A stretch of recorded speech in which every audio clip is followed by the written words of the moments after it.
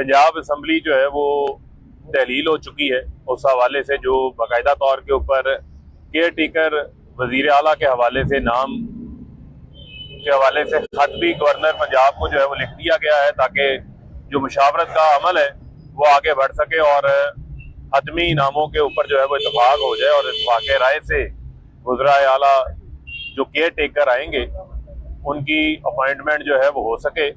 इसी के साथ साथ आपके इल्म में है कि पिछले 9 माह में जो रजीम चेंज साजिश के असरात हैं वो पाकिस्तान के ऊपर तबाहकुन असरात जो हैं उसके पड़े हैं, और उन तबाहकुन असरात का नतीजा आज ये नज़र आ रहा है कि पाकिस्तान बैंक डिफॉल्ट के ऊपर, खुदा न खास्ता बैंक डिफॉल्ट के दहाने के ऊपर इस इम्पोर्टेड हुकूमत ने पहुंचा दिया है।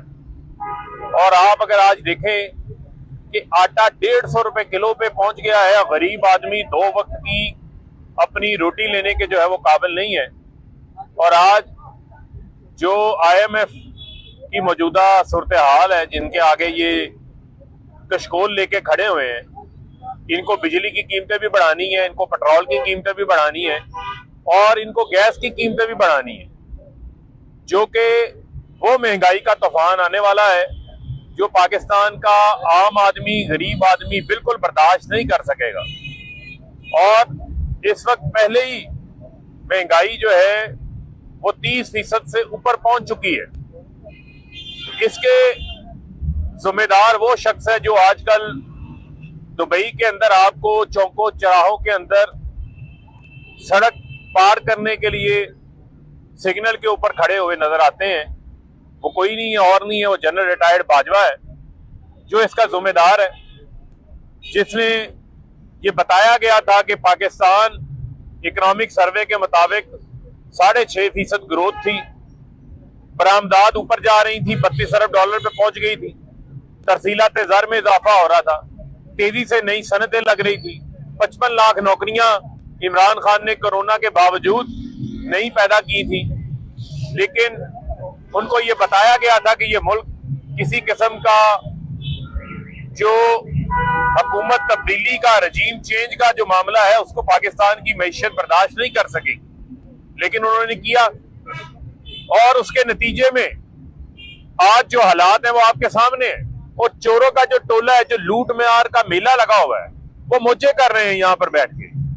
और उसी के साथ साथ जो गलती उन्होंने की, जनरल रिटायर्ड बाजवा ने उस गलती को ठीक साबित करने के लिए 25 मई को हमारे कारकुनान के ऊपर तशद्दुद करवाया गया, बच्चों के ऊपर, बूढ़ों के ऊपर, खवातीन के ऊपर आंसू गैस फेंकी जा रही है, रबड़ की गोलियां चलाई जा रही हैं, तशद्दुद किया जा रहा है, चार दीवारी का तकद्दुस पामाल किया गया, शहबाज गिल के ऊपर तशद्दुद किया गया, आजम सवाती के ऊपर तशद्दुद किया गया, उनको पकड़ के जेल में डाला गया। 75 साला सेनेटर को, बुजुर्ग को 45 के करीब उनके ऊपर FIR दर्ज कर देते हैं, उनकी अजवाजी जिंदगी से मुतल्लिक वीडियो बना के उनके घर वालों को भेज दी जाती है।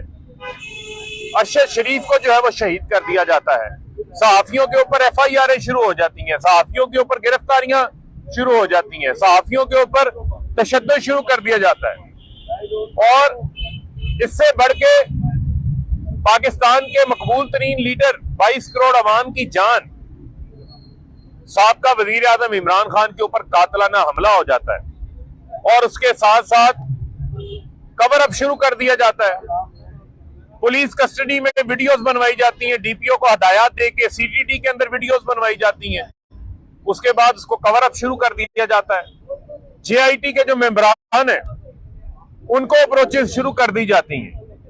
ये वो तमाम चीजें हैं जो पाकिस्तान ने देखी हैं, किस तरीके से पाकिस्तान के अंदर कानून की हाकमियत की धज्जियां उड़ाई गई हैं, जो जुल्म हुआ है। लेकिन इसके बावजूद इमरान खान साहब ने यह फैसला किया है, बड़ा दिल दिखाया है, एक स्टेट्समैन होने का सबूत भी है।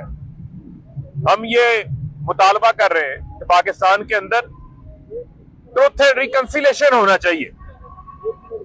जो पाकिस्तान के अंदर, जो मैंने आपको बताया, जो जुल्म हुआ, जो बर्बरियत हुई, इमरान खान साहब के ऊपर कातलाना हमला हुआ, हमारी पार्टी के अरकान के ऊपर जो जुल्म हुआ, जो पाकिस्तान के अंदर सहाफियों के साथ हुआ, और अरशद शरीफ की मामला, इस सब से बढ़ के उनको शहीद कर दिया गया। उनकी वालदा ने नाम भी लिए हैं, जो जिम्मेदारान है उनके नाम भी उन्होंने ले दिए हैं।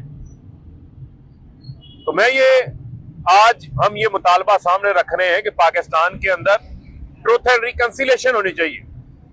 जो हकायक है ये हकायक है और हमें पता है, उन हकायक को, उन गलतियों को तस्लीम करना चाहिए और रिकंसिलिएशन करके मुल्क की सालमियत के लिए, मुल्क की बेहतरी के लिए आगे बढ़ना चाहिए।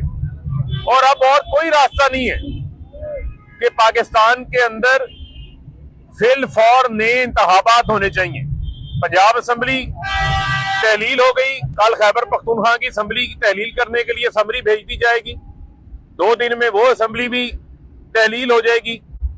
और इसी के साथ साथ कल हमने अपनी पार्टी का अहम मशावरती इजलास भी बुलाया है, जिसमें कौमी असम्बली के मुतल्लिक भी जो लाया अमल है वो तय किया जाएगा। और इस टाइम इस सारी सूरत हाल के अंदर नून लीग के अरकान असम्बली इस कारकर्दगी के साथ नून लीग के अंदर रहना नहीं चाहते, और बहुत सारे ऐसे इनके अरकान असम्बली हैं जो हमारे साथ राब्ते कर रहे हैं। और अब हमारे लिए ये मुश्किल हो चुकी है कि उनकी हमने एडजस्टमेंट्स उनकी कैसे करें। कईयों को हमें माजरत करना पड़ी है, जहां पर हमारे अपने लोग मौजूद हैं, कईयों से हमें माजरत करनी पड़ रही है। हम उनको अपनी पार्टी में नहीं ले सकते, लेकिन उसके अलावा भी ऐसे लोग हैं कि वो जो नंबर्स हमारे साथ जो है वो आ जाते हैं, तो ये वफाक की हुकूमत भी फारिग हो जाती है। तो लिहाजा ये बड़ा जरूरी है कि पाकिस्तान के अंदर ये जो अदम इस्तेहकाम है, इसके खात्मे का जो वाहिद रास्ता है, वो वाहिद रास्ता इस वक्त आम इंतखाबात हैं, जनरल इलेक्शन है। पाकिस्तान का सोचें, अपने जाती मफाद को पीछे करें, जाती जिद को पीछे करें, जाती अना को पीछे करें, और ट्रूथ एंड रिकंसिलिएशन के ऊपर अमल करते हुए पाकिस्तान को आगे लेके चले। ये इमरान खान साहब ने एक बहुत बड़ा, मैं समझता हूं कि दिल किया है, और एक पाकिस्तान के एक बड़े स्टेट्समैन लीडर होने का उन्होंने जो है वो सबूत दिया है। क्योंकि इमरान खान के नजदीक पाकिस्तान की सालमियत है, पाकिस्तान का मुफाद है, पाकिस्तान की तरक्की है, पाकिस्तान की मजबूती है, और पाकिस्तान की अवाम का मुफाद है, जिस वजह से हमने ये आज मुतालबा जो है वो आपके सामने रखा है। जी मुसल्लम। बिस्मिल्लाहिर्रहमानिर्रहीम। मैं अपने भाई फरूख हबीब की बात को आगे बढ़ाऊंगी कि ये होता है लीडर जो जाती अना और रंज को लेके, या जाती जो एक होता है बदले की आग को लेके नहीं, पाकिस्तान की खातिर, इस गरीब अवाम की खातिर। और वो गरीब अवाम ये लीडर डिजर्व करती है। वो पाकिस्तान के इस लीडर के साथ, पाकिस्तान के इस बेटे के साथ ये अवाम शाना बिशाना खड़ी है, और अवाम उनकी दुख, दर्द और तकलीफों को समझती है कि उनके ऊपर ये गोलियां तो चलाई गई, लेकिन इन गोलियों के साथ और बहुत बड़े बड़े गोलियां, बारूद और मैं कहती हूँ कि तोपें उनके किरदार के ऊपर, उनकी फैमिली को निशाना बनाया जाता है और उनकी फैमिली को टॉर्चर किया जाता है। और ये सिलसिला काफी उस वक्त से जारी है जब से वो सियासत में आए। ये होता है लीडर के जो अपनी जात से आगे बढ़ के सोचता है अवाम का। ट्रूथ एंड रिकंसिलिएशन सिर्फ और सिर्फ उन्होंने ये बात की है पाकिस्तान के लिए, पाकिस्तान की बेहतरी के लिए, क्योंकि ये कुछ लोग बेवकूफ़ी में और कुछ लोग बेपरवाही में, जिनको पाकिस्तान की कोई फिक्र नहीं है, उन्होंने पाकिस्तान को इस नहज तक पहुंचाया है। और वो जिस सारी चीजों का जिम्मेदार है, वो आज जिसने मेरे मुल्क के आयन और कानून को रोंदा, अपने पांव तले रोंदा, और आज वो क्या कर रहा है, बाहर के किसी मुल्क में ट्रैफिक के सिग्नल के ऊपर खड़े होकर सिग्नल के खुलने का इंतजार कर रहा है। जिनकी औकात बाहर जाके एक सिग्नल तोड़ने की नहीं है, वो हमारी जिंदगियों के साथ किस किस तरह से खेलते हैं। आप याद करें आजम सवाती का वो चीखना चिल्लाना, वो सिस्कियां लेती हुई तस्वीरें, जो मेरा भाई अरशद शरीफ शहीद हो गया, उनकी फैमिली की, उनकी वालदा की, वो हमारे डॉक्टर शहबाज गिल के ऊपर टॉर्चर, और इसकी हमारे साफी भाइयों के ऊपर टॉर्चर, और अभी भी शाहिद असलम के साथ जो हो रहा है मैं उसकी मजम्मत करती हूँ। लेकिन मैं पाकिस्तानी अवाम को आगाह करना चाहती हूँ कि जहाँ ये बहुत बड़ी नाकामी देखते हैं, जहाँ इनकी सियासत खत्म हो जाती है, जहाँ इनको बर्बादी अपने लिए नजर आती है, वहां से ये खान साहब और उनकी फैमिली को टारगेट करते हैं। वहां से ये जो अपना डीप फेक का धंधा है उसको चालू करते हैं और टोटा फैक्ट्री को ऑन करते हैं। तो मैं इनको बताती चलूं कि मेरे मुल्क की टेक्सटाइल बंद हो गई है, लेकिन जो चालू है वो तुम्हारी फैक्ट्रियां और तुम्हारी वीडियो ऑडियो सेंटर चल रहा है। लेकिन मैं आपको बताती चलूं, अवाम बेवकूफ नहीं है, वो सब समझती है। और मैं शुक्रगुजार हूँ अपने पाकिस्तानी अवाम की, अपनी यूथ की। मैं सोशल मीडिया जितने भी यूजर्स हैं जिन्होंने इनको मुंह तोड़ जवाब दिया हमेशा, और इनको उससे बेहतर अच्छी वो जो आपको पता है कि एक सॉफ्टवेयर भी मौजूद है, टेक्नोलॉजी भी मौजूद है, जो हम बात करते हैं जिसकी वॉइस सैंपल मौजूद है, उसके ऊपर आप जो मर्जी कंटेंट बना लें। लिहाजा बहुत सारे हमारे साथी भाइयों ने, इमरान रियाज खान ने अपने वीलॉग में भी ये बात बताई। तो मैं कहना ये चाहती हूँ कि जहां हमारे ऊपर, मेरे वतन अजीज की इकोनॉमी के ऊपर, मेरे गरीब मजदूर को आटा लेते हुए मौत नसीब होती है, वहां पे ऑडियो वीडियो सेंटर ऑन हो जाता है। तो आपकी बत्ती अवाम बुझाएगी। जब आप वोट मांगने जाओगे ना, और जब उनको 10 रुपए में रोटी मिलती थी और आज 25 में भी पैसों के एवज नहीं मिल रही, जब उनको 60-65 में फी किलो आटा मिलता था और आज आटे का रेट डबल करके, तो ये कहते हैं कि हमने इस कौम के ऊपर, मेरे दोस्त मुल्क ने ये कहा। और आज एक वो जो चेरी ब्लॉसम का बेटा, वो जो उसने फ्रस्ट्रेट होकर ट्वीट किया है, तो मैं उसको बताती चलूं, सलमान, इस दुनिया का सबसे बड़ा जोकर तेरा बाप है, जो इस कौम के ऊपर मुसल्लत है, जिसके नाम के साथ वजीर आजम लगता है। ये हम 22 करोड़ 75 लाख अवाम के लिए शर्मिंदगी का बायस है, तुम्हारा बाप है और उसका नाम है शहबाज शरीफ। तुम्हारा खानदान और तुम्हारी जो नस्ल है, पिछली और अगली, तुम हमारे लिए बायस शर्मिंदगी हो, दुनिया के सबसे बड़े जोकर्स हो। नहीं यकीन, एक सर्वे करा लो। मैं ये अभी आपको ओपन इनविटेशन देती हूँ कि आप अपने अकाउंट से ये पूछो कि पाकिस्तान का सबसे बड़ा जोकर और खित्ते का सबसे बड़ा जोकर कौन है, हाँ या ना में। ये पोल अपने ट्विटर अकाउंट से कराओ, अभी चालू कराओ, तो अवाम आपको बताएगी। ये बेशर्मों का टोला और बेरहम बेतरसों का टोला, इन्होंने हमारे मुल्क को बदहाल करके रख दिया है। और फिर इखलाकी गिरावट का शिकार ये टोला, जिनका ना अपना किरदार, ना इनका अपना कोई लेवल, इनकी जिंदगियों में क्या अचीवमेंट है।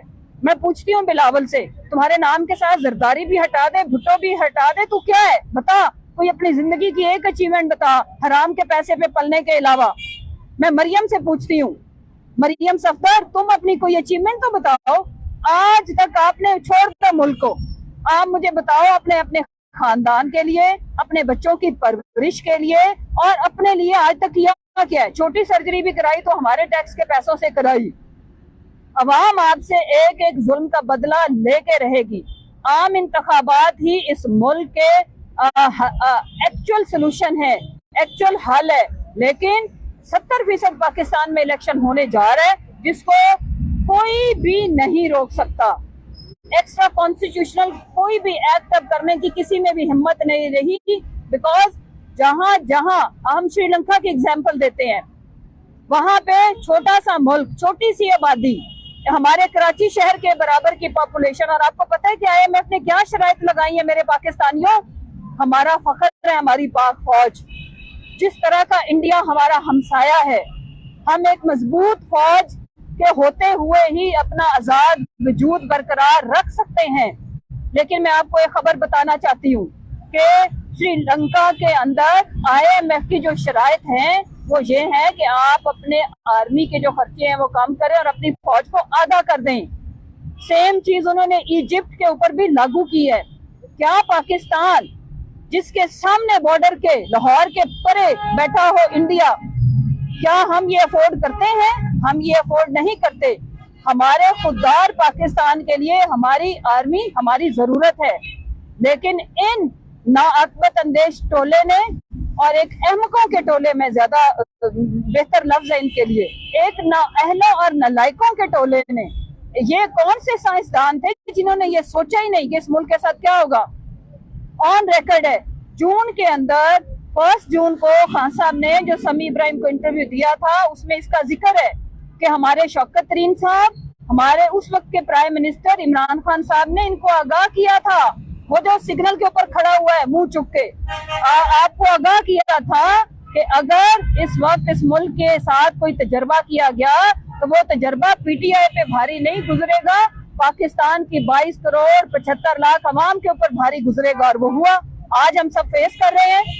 लिहाजा इंशाल्लाह हम इनसे निजात पा के रहेंगे। ये जो पीडीएम का टोला है, हम अपने वतन अजीज की हिफाजत भी करेंगे। हम अपने जो हमारे सरहदों के ऊपर खड़ा हुआ सोल्जर है, हम उसके साथ हैं। और वो हमारे ही तो बेटे हैं, वो कोई उगे तो नहीं है, वो कोई ये पीछे से तो कोई इदारे के अंदर वो बनते तो नहीं है। वो तो हम माए पैदा करके अपने बच्चे देती हैं वतन अजीज पे कुर्बान होने के लिए। लिहाजा हम अलग नहीं है, हम एक हैं और हमने मिलकर इस मुल्क को बचाना है। और आज मैं अपने लीडर को सलूट पेश करती हूँ, जो ट्रूथ एंड रिकंसिलिएशन की उन्होंने बात की। ये बहुत बड़े दिल का और बहुत बड़ा लीडर ही ये बात कर सकता है, जो जातियात से ऊपर का सोचता हो। आखिर में मैं इतना ही कहूंगी, ये कनीजों और ये जो चेरी ब्लॉसम का टोला है, कि अब मुंह संभाल के बात करना। अगर जातियात की बात की तो हम ईंट का जवाब पत्थर से देंगे, हम आपको मुंह तोड़ जवाब देंगे, क्योंकि जो आपकी लीडर है सबके किरदार सबके सामने है। आप भूल जाओ कि बेनजीर की नंगी तस्वीरें आप लोगों ने फेंकी थी। कोई इस पार्टी में कोई बेगैरत नहीं है। हम हलाल के पैसे पे पले हुए लोग हैं, हम मिडिल क्लास के लोग हैं, हम सेल्फ मेड लोग हैं।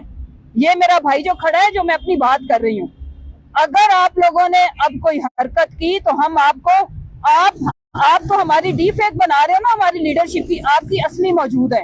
आपको वो हम दिखाएंगे भी, बताएंगे भी, सबके किरदार किसी से छुपे हुए नहीं है।